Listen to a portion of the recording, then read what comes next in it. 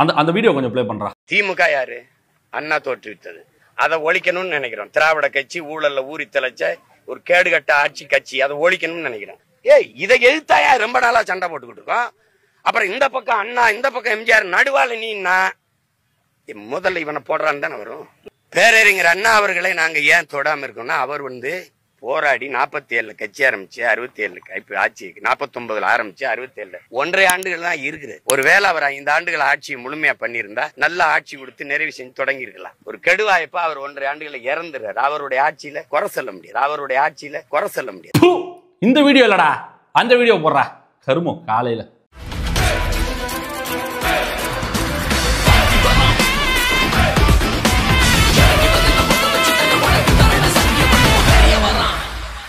நாகப்பட்டினத்தை பொறுத்தளவில் போதிய மருத்துவர்கள் இல்லை என்கிற பிரச்சனை பெரிய பிரச்சனையாக இருக்கிறது. எனவே உரிய மருத்துவர்களை நியமிப்பதற்கும் நடவடிக்கை எடுக்க வேண்டும் என்று கேட்டுக்கொள்கிறேன். நாகப்பட்டினத்தில் நிறைவேற்றப்பட்டிருக்கிற திட்டங்கள் குறித்து எந்த விதமான ஆய்வையும் செய்யாமல், அங்கே மக்களுடைய நீண்டகால கோரிக்கைகள் கடந்த 4.5 ஆண்டுகளில் எந்த அளவுக்கு நிறைவேற்றப்பட்டிருக்கின்றன என்பதை பற்றிய எந்த விதமான அடிப்படை புரிதலும் இல்லாமல் வன்மத்தோடும் பொய்யை சொல்ல வேண்டும் என்றும் சொல்லியிருக்கிறார். இந்த வீடியோவை இப்போ நீங்கள் பார்த்துருப்பீங்க. இவர் தான் நாகப்பட்டினத்தோட எம்எல்ஏ ஆளூர் ஷானவாஸ் அவர்கள் விடுதலை சிறுத்தை கட்சியின் சார்பாக நின்று எம்எல்ஏவாக வெற்றி பெற்றவர். அதாவது மனிதனுக்கு நாக்கில் நரம்பு இல்லைன்றது வாய் என்ன பேசலான்றதுக்கு ஒரு சிறந்த உதாரணம்னா அண்ணன் ஆளூர் ஷானவாஸ் அவர்கள் தான். ஒரு முற்போக்கு சிந்தனைவாதி, ஒரு பெரியாரின் கொள்கையில் பிடிப்பாக இருக்கக்கூடியவர், நல்ல சிறந்த பேச்சாளர் தான். இந்த நாள் வரைக்கும் நான் நேற்றைய தினம் வரைக்கும் நம்பிக்கிட்டு இருந்தேன். ஆனா அண்ணனோட இந்த விஷயத்தை பார்க்கும்போது எனக்கே நாக்கு கூசுது. அதாவது விடுதலை சிறுத்தை கட்சிகளோட பிரதான கொள்கையானதே இந்த சமத்துவம் இருக்கணும், சம உரிமை இருக்கணும், இந்த ஏற்றத்தாழ்வுகள் இருக்கக்கூடாது, அனைவருக்கும் சமமான உரிமை கிடைக்கணும், முதல்ல இந்த கொத்தடிமைத்தனம் ஒழிக்கப்படணும். இதெல்லாம் தானே விடுதலை சிறுத்தை கட்சியோட பிரதான கொள்கை. சாதி ஒழிப்பு அது முக்கிய குறிக்கோள். ஆனா கொத்தடிமைத்தனத்தின் உச்சம், ஆஸ்தான கொத்தடிமையாக அண்ணன் ஆளூர் ஷானவாஸ் அவர்கள் நடந்துகிட்டு இருக்காரு. அந்த வீடியோ பார்க்கும்போதே உங்களுக்கு தெரிஞ்சிருக்கும். சட்டமன்றத்தில் இவர் என்ன பேசியிருக்காரு, நாகப்பட்டினத்தில் இருக்கக்கூடிய இந்த மருத்துவமனைகளில் செவிலியர்கள் மருத்துவர்களோட பற்றாக்குறை இருக்கு, அதுக்கு தமிழ்நாடு அரசு ஏதாச்சும் ஒரு ஏற்பாடு பண்ணணும்னு பேசியிருக்காரு. இன்று என்ன பேசி வச்சிருக்காரு, தளபதி அவர்கள் அந்த மருத்துவமனைகள்ல செவிலியர்களும் பிரசவ வார்டுல மருத்துவர்களோட பற்றாக்குறை இருக்குன்னு தளபதி அவர்கள் அட்ரஸ் பண்ணதற்கு பிறகு அப்படியே வாய் கூசாம மாத்தி பேசி வச்சிருக்காரு. ஏங்க, அரசியலுக்காக மக்களை இவ்வளவு கேவலமா முட்டாள்களா நீங்க நினைப்பீங்களா? உங்களை ஓட்டு போட்டு தேர்ந்தெடுத்த மக்கள் என்ன முட்டாள்களா? நான் வாய் புளித்ததோ மாங்காய் புளித்ததோன்னு அங்கிள் ஸ்டாலின் மாதிரிலாம் பேச விரும்பல. ஐயோ, அங்கிள் வருது, சிஎம் சார் மாதிரி நான் பேச விரும்பல. நான் ஆதாரத்தோட பேச விரும்புறேன். அதாவது டைம்ஸ் ஆஃப் இந்தியா வெளியிட்டு இருக்கக்கூடிய ஒரு ஆர்டிக்கல் என்ன போட்டிருக்குன்னா, செப்டம்பர் 22 போட்டிருக்கு, நாகை அரசு மருத்துவமனைகளில் பற்றாக்குறை, மருத்துவர்கள் பற்றாக்குறை, பிரசவ வார்டில் கர்ப்பிணிகள் அவதின்னு டைம்ஸ் ஆஃப் இந்தியா. நான் அந்த லிங்கை கூட டிஸ்கிரிப்ஷன்ல நான் கொடுக்குறேன், நீங்க பார்த்து தெரிஞ்சுங்க. எப்போ போட்டிருக்காங்க, செப்டம்பர் 22 அந்த ஆர்டிக்கல் ஆனது வெளியாயிருக்கு. அதே மாதிரி நாகப்பட்டினம் மருத்துவக் கல்லூரி மருத்துவமனை டாக்டர்கள் செவிலியர்கள் பற்றாக்குறை 233 பணியிடங்கள்ல 113 காலி பணியிடங்கள் இருக்கு. அதாவது 233 இடங்கள் இருக்கு. அதுல டோட்டலா 233, அதுல 113 இடங்கள் காலி பணியிடங்கள் இருக்கு. அது நிரப்பப்படவே இல்லை. இதைத்தானே நீங்க பேசணும். அட ஆமாங்க, டிவிகே தலைவர் விஜய் அவர்கள் பேசுறது சரிதான். எங்க மாவட்டத்துல அந்த மருத்துவக் கல்லூரிகள் செவிலியர்கள் மருத்துவரோட பற்றாக்குறை இருக்கு. அது மட்டும் இல்லாம 113 காலி பணியிடங்கள் இருக்கு. அதை தமிழக அரசு நிரப்பப்பட வேண்டும்னு பேசியிருந்ததுன்னா நீங்க மானஸ்தரன் நாங்க ஒத்துப்போம். ஆனா நீங்க திமுகவுக்கு என்ன வேலை பார்க்குறீங்க? கொத்தடிமை வேலையும் ஒத்து ஊதுற வேலையும் பார்த்துக்கிட்டு இருக்கீங்க. அப்போ நாகப்பட்டினத்தில் இருக்கக்கூடிய இளைஞர்களே, தோழர்களே, நன்றாக பாருங்கள், நீங்க யாரை ஓட்டு போட்டு தேர்ந்தெடுத்து வச்சிருக்கீங்கன்னு. சமய சீதவாதிகள் திமுகவை காப்பாற்ற துடிக்கும் இந்த கொத்தடிமை கூட்டத்துக்காக நீங்க ஓட்டு போட்டீங்க. 113 இடம் காலி இருக்குங்க. அதை நிரப்புறதுக்கு இது வரைக்கும் அதுக்கான பாடு இல்லை. இந்த ஆர்டிகல் எப்போ வந்திருக்கு நல்லா பாருங்க. ஜூலை 26 ஜூலை 2025 இந்த ஆர்டிகல் வந்திருக்கு. இன்னைக்கு என்ன, ஜூன், ஜூலை, ஆகஸ்ட், செப்டம்பர் 2 மாசம் ஆயிடுச்சு. ஜூலையிலே இந்த ஆர்டிகல் வந்திருக்கு. அதே டைம்ஸ் ஆஃப் இந்தியால தான் அதுவும் வந்திருக்கு. 2 மாசம் ஆகுது. காலி பணியிடங்கள் நீங்க நிரப்பிட்டீங்களா? மருத்துவர் பற்றாக்குறையை போக்கிட்டீங்களா? பொய்யாவா சொல்றாங்க? டைம்ஸ் ஆஃப் இந்தியா பொய் சொல்லியிருக்கா? அப்போ பொய் பேசுவது யார்? அந்த நாகப்பட்டினத்தின் எம்எல்ஏ ஆளூர் ஷானவாஸ் அவர்கள் வாய் கூசாமல் பொய் பேசி மக்களை ஏமாற்றியிருக்கிறார். இதை நான் விமர்சனமே பண்ண விரும்பல. இதை நான் மக்கள் கிட்ட கொண்டு சேர்க்கணும்ன்றது கடமை. நேற்றைய தினம் நமது கட்சியின் கழக துணை பொதுச் செயலாளர் அண்ணன் ராஜ்மோகன் அவர்கள் ஆதாரத்தோட போட்டு வெளுத்திருக்காரு. இதற்கு தமிழ்நாடு ஃபேக்ட் செக் டீம் என்ன பதில் சொல்ல போறாங்க? எதுக்கோ நீங்க இப்ப ஓடி வரீங்கல்ல, பாத்தீங்களா நாங்க மோடியே தடுத்து நிறுத்திட்டோம், நாங்க கரண்ட் கட் பண்ணிட்டோம், நாங்க யார் தெரியுமா, நாங்க யாருக்குமே பயப்பட மாட்டோம், அந்த மாதிரி இந்த மாதிரின்னு சமூக வலைதளங்கள்ல கம்பு சுத்துற ஆட்கள் கிடையாது. நாங்க தரவுகளோடையும் ஆதாரங்களோடையும் பேசணும், மக்களை ஏமாற்றக்கூடாது, உங்களை மாதிரி முட்டாளாக்கி அவங்கள ஓட்டு வாங்கக்கூடாது, எஜுகேட் பண்ணி, அதாவது பாமரனுக்கும் அரசியலை ஊட்டி அவனுக்கு தெளிவுபடுத்தி உண்மையை விளக்கி அவங்ககிட்ட வாக்கு வாங்கணும்னு நினைக்கிற கட்சி தமிழக வெற்றி கழகம். உங்களை மாதிரி ஒரு கூட்டத்தையே முட்டாளாக்கி கொத்தடிமைகளாக மாற்றி ஓட்டு வாங்கணும்னு நினைக்கிற கூட்டம் நாங்க கிடையாது. இதற்கு அண்ணன் ஆளூர் ஷானவாஸ் அவர்கள் பதில் சொல்லுங்க. ஏன்னா பதில் சொல்ல மாட்டார், ஏன்னா அவரோட கட்சி தலைவரே அப்படிதான் இருக்காருங்க. அண்ணன் திருமாவர்களே கொத்தடிமையா தான் திமுக இருக்காருன்னு நினைக்கும் போதே ஒரு திருமாவனை நேசிக்கக்கூடிய பல கோடி தம்பிகளின் ஒருவனாக இருப்பவன் இப்போ இந்த நிமிஷம் ஒரு கூட நான் இருக்கிறேன். வருத்தமா இருக்கு. எப்படி பேசிக் கொண்டிருந்த மனிதர் இன்னைக்கு திமுக கைப்பாவையாக மாறிவிட்டார் நினைக்கும் போது வருத்தமா இருக்கு. இதற்கு பதில் சொல்லுங்க. நாகப்பட்டினத்துல பற்றாக்குறை இருக்கிறதா டேட்டாவோட நாங்க கொடுத்துருக்கோம் இல்லையா, இதற்கு அவரும் பதில் சொல்லணும். இந்த மக்களோட வரி பணத்தை சம்பளமா வாங்கிட்டு வேலை பார்த்துக்கிட்டு இருக்காங்க பாரு, திமுகவுக்கு கொத்தடிமை வேலை பார்க்கறாங்க பாரு. பேரை மாத்தீங்க, நீங்க தமிழ்நாடு ஃபேக்ட் செக் என்ற பேரை மாத்திட்டு திமுக ஐடி விங்னு பேரை மாத்திட்டு நீங்க 1000 பேசுங்க, நான் உங்களுக்கு பதில் கொடுக்க காத்திருக்கிறேன். ஆனா இதுக்கு பதில் சொல்ல மாட்டாங்க. நானும் பதில் வருதான்னு காத்துக்கிட்டு இருக்கேன். முதல். இரண்டாவது விஷயம் என்னன்னு பாத்தீங்கன்னா, இந்த துப்புரவு பணியாளர்களோட பிரச்சனை நீங்க பார்த்திருப்பீங்க. கடந்த 2 நாட்களாக இந்த திமுக எப்படி ஒர்க் பண்ணுதுன்னு பாத்தீங்கன்னா, பழைய ஃபுட்டேஜஸ், பழைய எங்கேயாச்சும் நடந்த ஒரு அசம்பாவிதங்களை தமிழக வெற்றி கழகத்தின் பிரச்சார கூட்டங்கள் நடந்தது, போராட்ட களங்கள்ல நடந்தது, அசிங்கப்பட்டனர் தாவேக்காவினர் சொல்லி பழைய ஃபுட்டேஜஸ்லாம் இருக்கும்ல. இது என்ன மாதிரி ஸ்ட்ராட்டஜின்னு உங்களுக்கு நல்லா ஞாபகம் இருக்கா? பாஜக கையில் எடுக்கிற ஸ்ட்ராட்டஜி இது. நீங்க நல்லா நோட் பண்ணி பாருங்க. குஜராத்ல எப்பயோ ஒன்று நடந்திருக்கும், ஏதாச்சும் ஒரு கலவரம் நடக்கும் பொழுது அந்த ஃபுட்டேஜஸ் தூக்கிட்டு இதா கூட சொருவானுங்க. அடடா பாத்தீங்களா பாத்தீங்களா நம் இந்துக்கள் கொல்லப்படுகிறார்கள். இது பக்க ஜெயசங்கர் டெக்னிக், பழைய டெக்னிக், முதலாளிகளின் டெக்னிக், திமுகவின் முதலாளிகளின் டெக்னிக்கை தான் இன்னைக்கு திமுக தொடர்ந்து ஃபாலோ பண்ணுது. பிஜேபி வடக்குல என்ன வேலையை பார்த்துக்கிட்டு இருக்கோ அதுதான் பண்ணுது. தெளிவா சொல்றேன், நல்லா கேளுங்க. துப்புரவு பணியாளர்கள் விஷயத்துல அவங்களை கைது பண்ணாங்க. கைது பண்ணிட்டு கடந்த துப்புரவு பணியாளர்கள் அந்த போராட்ட காலத்துல ரிப்பன் பில்டிங் ஆண்ட உட்கார்ந்த முதல் நாளில் இருந்து 13-14 நாட்கள் அவங்க அந்த போராட்டம் நடத்தின அந்த மொத்த நாட்கள்லயும் அவர்களுக்கு தேவையான உணவு, குடிநீர், மருத்துவ வசதிகள் சொல்லி அனைத்தையும் கூட இருந்து பார்த்துக்கிட்டு அந்த ஏரியாவில் இருக்கக்கூடிய நிர்வாகிகள், மாவட்ட செயலாளர்கள். அதை நாங்க சொல்லல, அந்த மக்களே சொல்லியிருக்காங்க. அதற்கான பல உதாரணங்கள், சான்றுகள் நம்ம கிட்ட இருக்கு. நீங்க எல்லாரும் பார்த்திருப்பீங்க. தமிழக வெற்றி கழகத்தினர் வந்தாங்க, விஜய் கட்சிக்காரங்க வந்தாங்க, சாப்பிட கொடுத்தாங்க, மருத்துவ உதவி பண்ணாங்க, தண்ணி கொடுத்தாங்கன்றத அந்த மக்களே விளக்குனதை நீங்க எல்லாரும் பார்த்திருப்பீங்க. புரியுதுங்களா? அப்படி இருக்கும்போது இவங்களை கைது பண்ணி கொண்டு போகும்போது அவங்கள கைது பண்ணவங்களை மண்டபத்திலிருந்து ரிலீஸ் பண்றாங்க. ரிலீஸ் பண்ணும்போது அவங்களுக்கு 14 நாட்கள் 15 நாட்கள் அரணாக இருந்து உதவி பண்ண அந்த மாவட்ட நிர்வாகிகளும் மாவட்ட செயலாளர் அவர்களும் அங்க நிக்கிறாங்க. அவங்கள ரிசீவ் பண்றதுக்கு இன்னமா ரிலீஸ் பண்றாங்களே, நம்ம அப்பவும் அவங்க கூட நிக்கணுன்றதுக்காக கூட நிக்கிறாங்க. அப்போ வைத்தறிச்சல்ல திமுகவையும் முதலமைச்சரையும் சாபம் விட்டு திட்டிட்டு போனதை இந்த திமுக சிஸ்டம் என்ன பண்ணிருக்குன்னா, அந்த ஃபுட்டேஜ் மட்டும் கட் பண்ணி தமிழக வெற்றி கழகத்தில் பார்த்தீங்களா அந்த மக்கள் திட்டிட்டு போறாங்கன்ற மாதிரி திசை திருப்பி விடுறாங்க. என்ன மலினமான அரசியலுங்க இது? உடம்பு கூசாதா? ஏன்னா இவங்க கிட்ட நாகரிகமான முறையிலையும் கொள்கை சார்ந்த முறையிலையும் தளபதி வைக்கக்கூடிய விமர்சனங்களுக்கும் பதில் சொல்வதற்கு திராணியோ தெம்போ இல்ல. அதனால ஒரு பொய்யான நரேஷனை கிரியேட் பண்றாங்க. இதை மட்டும்தான் இவங்க கடந்த 75 வருடங்களாக பண்ணிட்டு இருக்காங்க. தொடர்ந்து அவதூறுகளை மட்டுமே பரப்பிக்கிட்டு இருக்காங்க. அந்த மாவட்ட செயலாளர் அவர்கள் தெளிவா நேற்று ஒரு வீடியோ போட்டு விளக்கி இருக்காரு. நாங்க அவங்களை ரிசீவ் பண்றதுக்கு தான் போனோம், விடுதலை ஆகுறாங்க, அவங்கள போய் பார்க்கறதுக்கு தான் நம்ம போறோம்.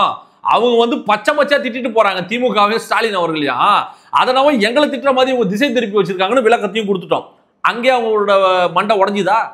இது இப்ப பொய்ன்னு எத்தனை பேருக்கு தெரியும்? இப்ப நம்ம இதை விளக்கி சொல்றோம், சமூக ஊடகங்கள் நம்ம சொல்றோம். ஆனா திமுகவோட ஈகோ சிஸ்டம் என்னது எவ்வளவு பெருசா இருக்கு. முதல்ல எடுத்தோன்னே அவங்க என்ன பண்ணுவாங்கன்னா, இந்த ரீல்ஸா கட் பண்ணி Facebookல, இன்ஸ்டாகிராம்ல, அதற்கு பிறகு யூடியூபர்ஸ் வச்சு பேச வைக்கிறது. அதுக்கப்புறம் என்ன பண்ணுவாங்கன்னா, மெல்ல மெல்ல செய்தித்தாள்கள்ல, ஏன்னா இன்னைக்கும் இந்த டிஜிட்டல் ஏரால இந்த ஆண்ட்ராய்டு எல்லாம் வந்ததுக்கு பிறகும் பத்திரிகை படிக்கிறவங்க நிறைய பேர் இருக்காங்க. டெய்லி நியூஸ் பேப்பர் படிக்கிற கூட்டம் இன்னமும் தமிழ்நாட்டில் அதிகமா இருக்கும் பொழுது பெரும்பான்மையானவர் நியூஸ் பேப்பர் படிக்கிறாங்க. அது ஒரு பழக்கம். அதுல திமுக மக்களோட மெயின் செட்டை மாத்துறதுக்கான வேலையை பார்ப்பாங்க. பொய்யான ஒரு விஷயத்தை எடுத்து போடுவாங்க. இப்படித்தான் அதுக்கும் விளக்கம் கொடுக்குறோம். விளக்கத்தை கொடுத்து, டே நீங்க பேசுறது போயிடா, ஒரு கவர்மெண்ட் சைட்ல இருந்து கொடுக்கக்கூடிய ஒரு ஆதாரங்களும் பொய்யா இருக்கு. புரியுதுங்களா? தமிழ்நாடு ஃபேக்ட் செக் டீம்ன்ற ஒரு விஷயத்தையும் பொய்யா ஒரு விஷயத்தை அவங்களுக்காக அவங்க பயன்படுத்திக்கிறாங்க. இப்படி கிரவுண்ட்ல இருக்கக்கூடிய சின்ன சின்ன ஆட்களோட மனநிலை மாற்றத்துக்கும் இந்த மாதிரி பத்திரிகையாளர்களையும் செய்தி ஊடகங்களையும் டிவி சேனல்ஸ்லையும் யூடியூப் சேனல்ஸ்களையும் இன்ஸ்டாகிராம் ஃபேஸ்புக் ட்விட்டர்னு எல்லா பக்கமும் பணத்தை கொடுத்து செலவு செய்து, நீங்க கரூர் சம்பவத்தை பார்த்திருப்பீங்க, உள்ள 1 லட்சம் வெளியே 1.5 லட்சம் ஆளுக்கு 10,000 கொடுத்து வீடியோ போட வச்சதெல்லாம் உலகறிந்த விஷயம். இப்போ அதே ஸ்ட்ராட்டஜி தான் இந்த மாதிரி விஷயங்களை பண்றது. முதல்ல நாகப்பட்டினம் மேட்டர், ரெண்டாவது இந்த வீடியோவை பரப்பணும். ஒரு நாளைக்கு வந்து திமுக வந்து சமூக வலைதளத்தில் இயங்கக்கூடிய ஐடி விங்க்கு வந்து டெய்லி 4 டாஸ்க் கொடுக்குறாங்க. முதல் டாஸ்க் காலையில 8 மணில இருந்து 11 மணி வரைக்கும் ஒரு டாஸ்க் பண்ணணும். அவங்க 1 மணில இருந்து 4 மணி வரைக்கும் ஒரு டாஸ்க், 4 to 7 வரலும் ஒரு டாஸ்க், 8 to இரவு 10 வரைக்கும் ஒரு டாஸ்க்னு அவங்களோட வேலை என்னன்னா உண்மையோ பொய்யோ அதை பரப்பிக்கிட்டே இருங்க. தொடர்ந்து மக்கள் கிட்ட நீங்க வந்து கொண்டு போய் சேர்த்துக்கிட்டே இருங்க. விஜய்க்கு ஒண்ணும் தெரியாது. அப்படித்தான் வந்து இந்த நாகப்பட்டினத்திற்கும் திருவாரூருக்கும் தளபதி அவர்கள் சுற்றுப்பயணம் சென்று வந்ததற்கு பிறகு இந்த பத்திரிகைகள்ல என்னென்ன வந்தது, தினகரன் மாதிரியான பத்திரிகைகள்ல என்ன மாதிரியான செய்திகள் போட்டாங்கன்னா, தலைவர் பேசின ஒரு விஷயத்தையும் அவங்க வந்து அந்த பத்திரிகையில வரல. பார்த்தீர்களா, டான்ஸ் ஆடிக்கிட்டு இருக்கான், கோமாளித்தனமாக ஒருத்தன் செஞ்சுக்கிட்டு இருக்கான், ஒருத்தன் மரத்து மேல நின்றுகிட்டு இருக்கான், ஒருத்தன் கரண்ட் கம்பியை தொட்டுக்கிட்டு இருக்கான் சொல்லி பொய்யான, அதாவது ஒரு சில இடங்கள்ல ஏதாச்சும் ஒண்ணு நடக்கும்ல, அதை மட்டுமே கேப்சர் எடுத்து போட்டு அந்த பத்திரிகை செய்தி ஊடகங்கள்ல வந்துகிட்டு இருக்கு. அப்போ என்ன விஷயம்னா, தொடர்ந்து அழுத்திக்கிட்டே இருக்கணும்.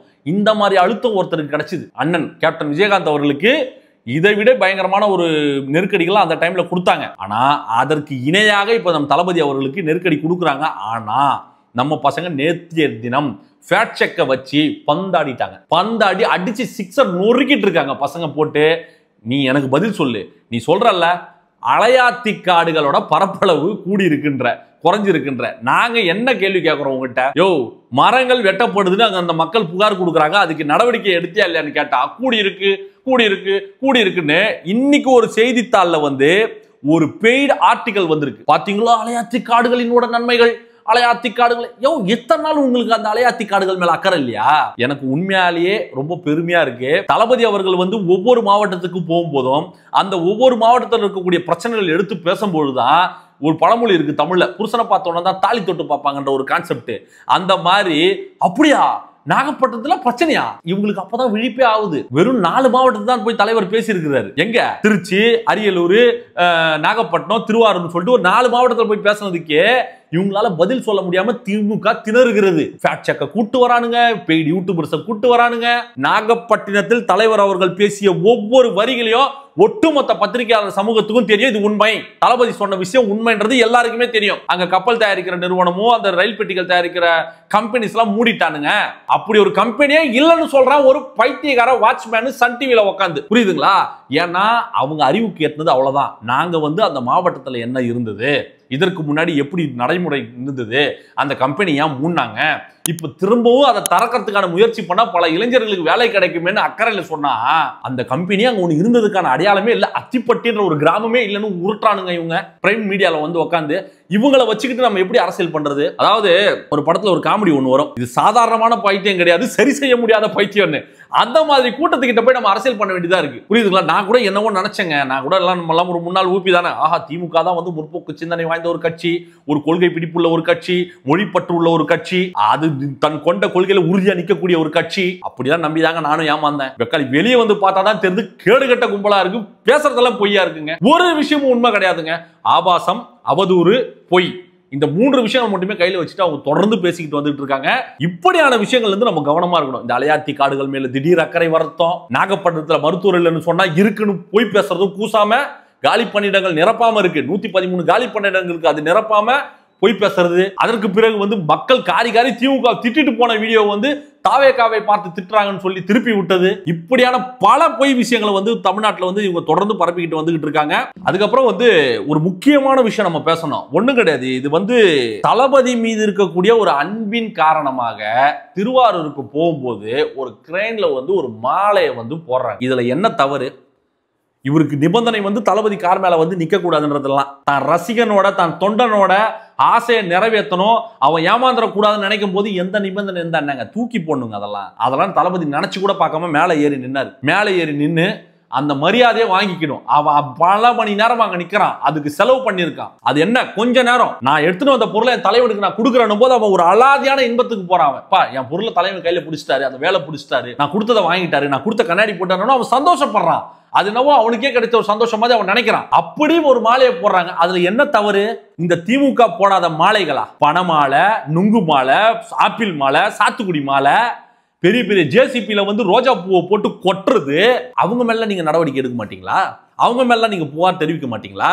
அந்த கிரேன்ல மாலை போட்டவங்க மேல 4 பேர் மேல வந்து எஃப்ஐஆர் போட்டிருக்காங்க, கேஸ் போட்டிருக்காங்க. இது என்ன நியாயம்? இது கொடுங்கோல் ஆட்சி இல்லையா? அது அதற்கு பிறகு நாங்க ஒரு கேள்வி கேட்கிறோம். நிபந்தனை மோடி ஐயா வந்தாலோ, ஐயா அமித்ஷா வந்தாலோ, தளபதி அவர்களுக்கு போட்ட நிபந்தனைகள் போடுவீங்களா? இத்தனை நிபந்தனைகள், அத்தனை நிபந்தனைகள், அதுக்குள்ளேயே நான் போல. நாங்க கேட்கிற கேள்வி தான், நம்ம தளபதி சொன்ன விஷயம் என்ன? கை காட்டக்கூடாது, மூஞ்சி காட்டக்கூடாது, மேலே ஏறி நிக்க கூடாதுன்னு சொல்லி மோடி அவர்களையும் அமித்ஷா அவர்களையும் சொல்றதுக்கு உங்களுக்கு திராணி தெம்பு இருக்கான்னு தளபதி அவர்கள் கேள்வி கேட்கிறாரு. எங்க சொல்லுங்க பாப்போம். இந்த கடந்த காலத்தை விட்டுருங்க, நீங்க பேசலாம். நாங்க பாத்தீங்களா கரண்ட்டை கட் பண்ணி விட்டுட்டோம், நாங்க பாத்தீங்களா அனுமதி கொடுக்கல, அது அவங்க கோர்ட்டுக்கு போய் தான் அனுமதி வாங்கினாங்க. இப்போ தேர்தல் பிரச்சாரத்துக்கு வருவார்ல, என்டிஏ கவர்மெண்ட்டுக்காக பிரச்சாரம் பண்றதுக்கு அமித்ஷாவும் மோடி அவர்களும் தமிழ்நாட்டுக்கு வருவாங்கல்ல, நீங்க சரியான பயன்படுத்தக்கூடாதுன்னு நினைக்கிறேன் அந்த வார்த்தையை. சரியான ஆளா இருந்தா மோடி அவர்கள் இங்க வந்து பிரச்சாரம் பண்றதுக்கு மேற்கொள்றதுக்கு கண்டிப்பா வருவாரு, வரதுக்கான வாய்ப்பு இருக்குன்னு வைங்க. அமித்ஷா அவர்களோ யாருன்னா ஒருத்தர் வந்தா அந்த பிரச்சாரத்துக்கு அனுமதி கிடையாது, நீங்க கேட்கிற இடத்துல நாங்க கொடுக்க மாட்டோம்.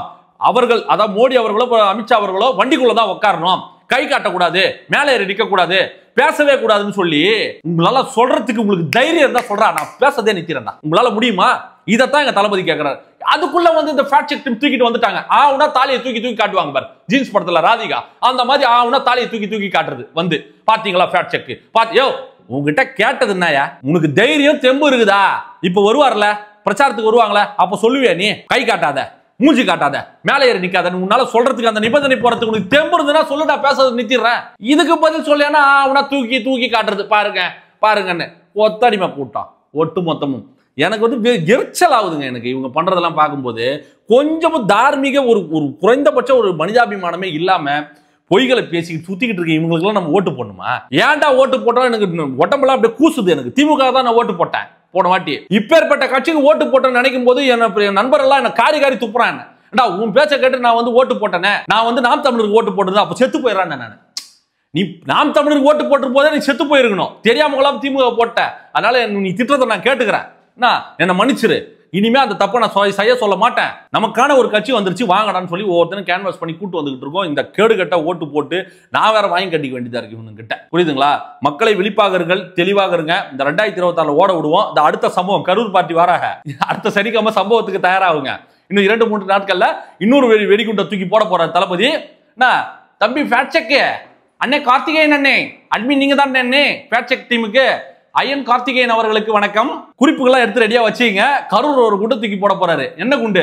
அந்த வெளியில் இன்னும் 1.5 லட்சம் பேர் எங்கன்னு காட்டுங்கண்ணே. ட்ரோன் ஷாட்டே நான் பார்க்கல. ஃபேக்ட் செக் டீம் அந்த வீடியோ காட்டுவீங்கன்னு நம்புறேன். நீ ஏஐ பண்ணி கூட காட்டி நிரூபிடா. தாலி தூக்கி காட்டுறாரு திரும்ப மறுபடியும். புரியுதா? நன்றி, வணக்கம்.